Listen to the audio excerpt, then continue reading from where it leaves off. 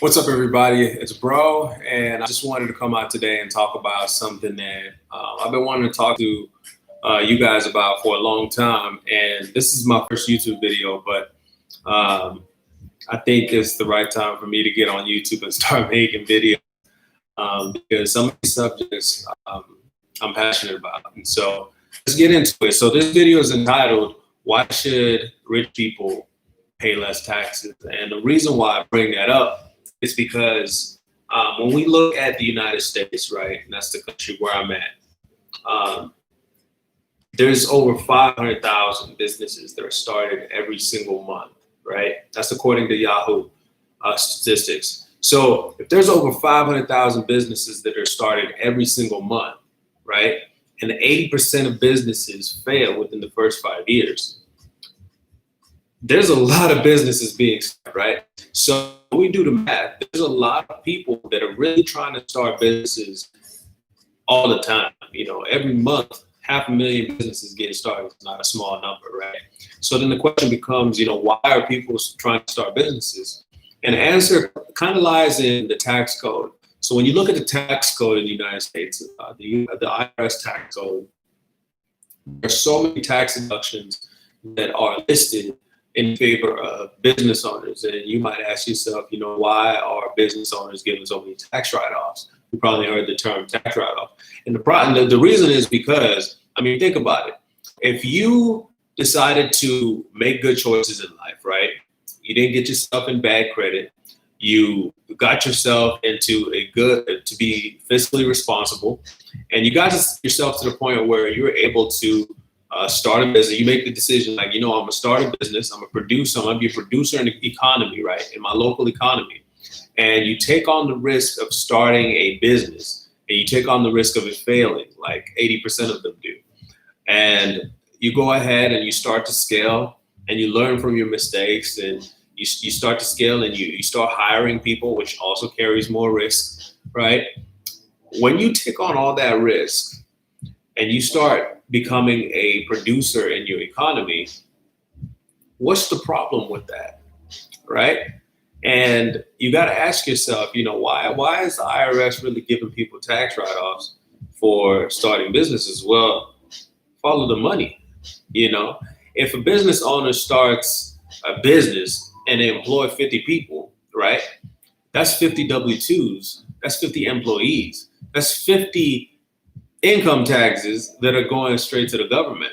So the government has a vested interest in people that are producing in the economy, producing jobs specifically. Because if you produce jobs, that means you're producing more W-2s. And if you're producing more W-2s, you're producing more income for the state, right? So that's kind of for the state and the federal government. So that's how, and that's why it actually makes sense to tax people less who make more money, because the business owner took on more risk than the employee.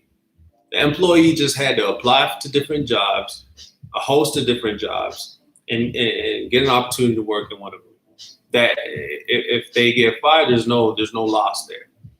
If the business goes down, the employee carries no risk, right? Because they didn't invest millions of dollars in trying to start that business. They didn't invest in the mortgage. They didn't invest in the in different insurances, from liability insurance and everything else that comes with it. They didn't have anything to do with that, right? They came to a perfectly created business and wanted to work for that business, and in hopes that it sticks around and get a paycheck.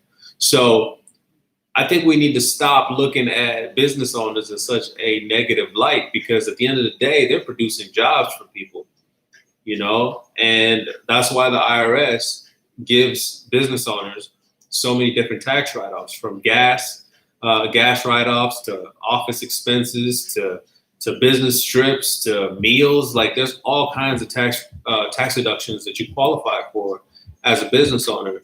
And we need to understand why that's the case, right? So, I got a question for you. If you were the mayor of your city, right? And let's say the mayor had the power of writing the tax code for their city, or you were the governor of a state and you had the power to write the tax code for your state. And the question becomes, what kind of people do you want in your state?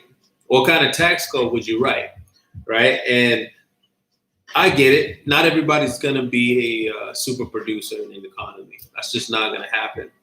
But if you write a tax code that incentivizes people to be productive, you're going to get more people trying to be productive, because there's an incentive in place for them if they do actually follow through and become productive in the economy, right?